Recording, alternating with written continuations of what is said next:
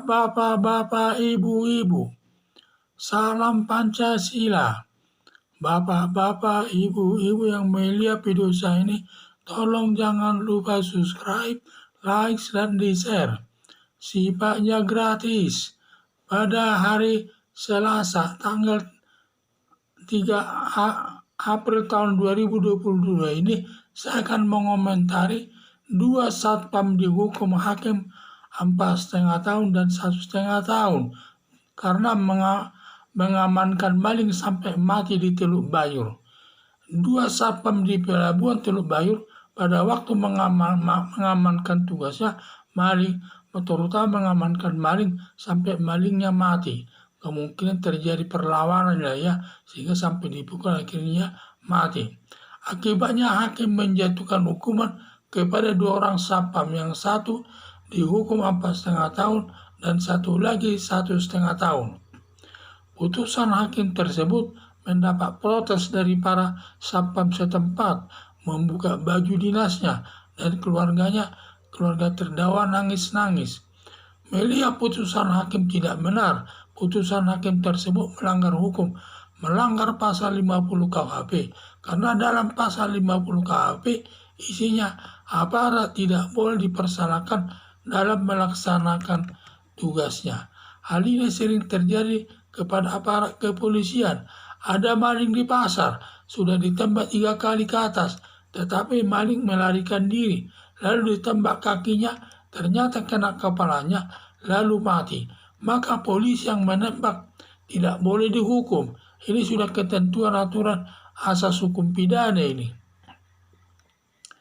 Para terdakwa agar mengajukan upaya banding untuk dirubah putusannya ke pengadilan tinggi. Jadi harapan saya agar para terdakwa tersebut mengajukan upaya banding ke pengadilan tinggi agar nanti dirubah keputusannya tersebut dari dihukum menjadi tidak dihukum atau menjadi bebas. Batas waktu mengajukan banding ke pengadilan tinggi selama 7 hari.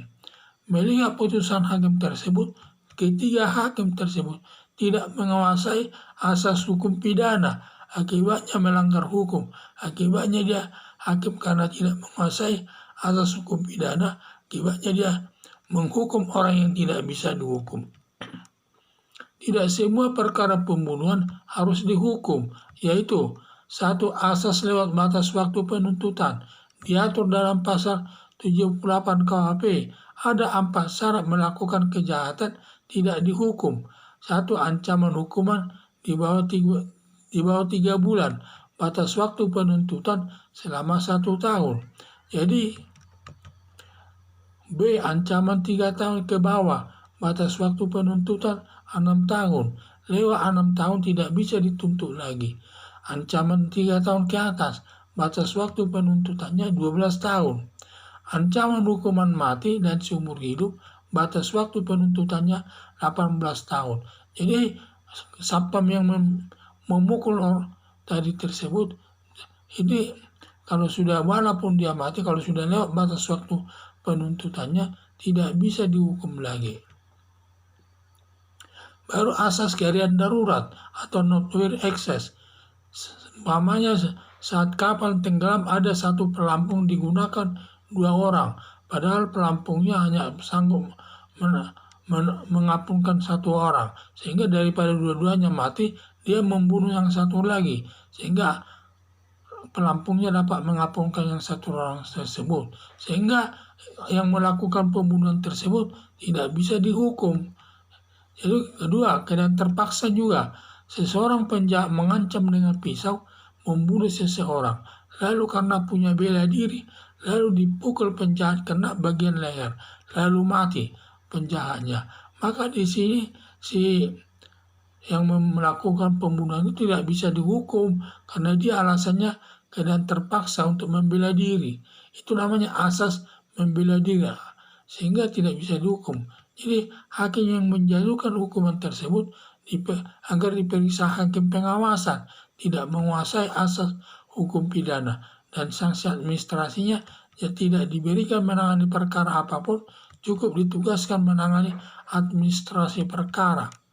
Harapan saya, hakim tersebut disekolahkan lagi, belajar masalah asas-asas hukum pidana, jangan sampai salah lagi menghukum seseorang.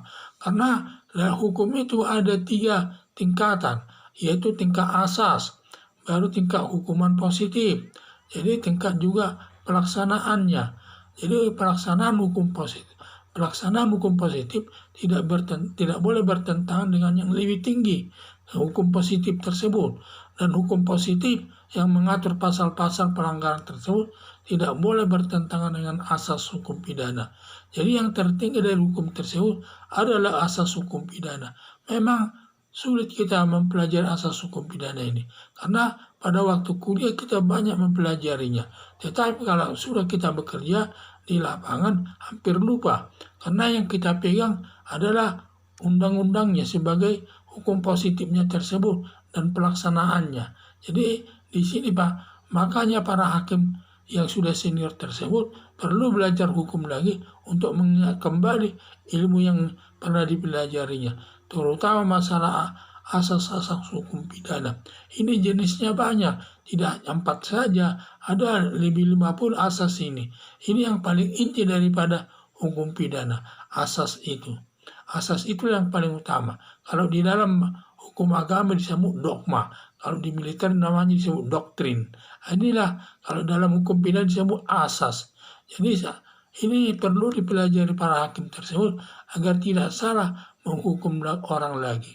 Karena setiap permasalahan itu selalu ada hal-hal yang tidak boleh dihukum, tetapi dihukum hakim.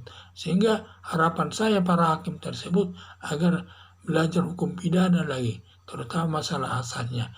Jadi harapan saya hakim tersebut disekolahkan lagi belajar masalah asas hukum pidana.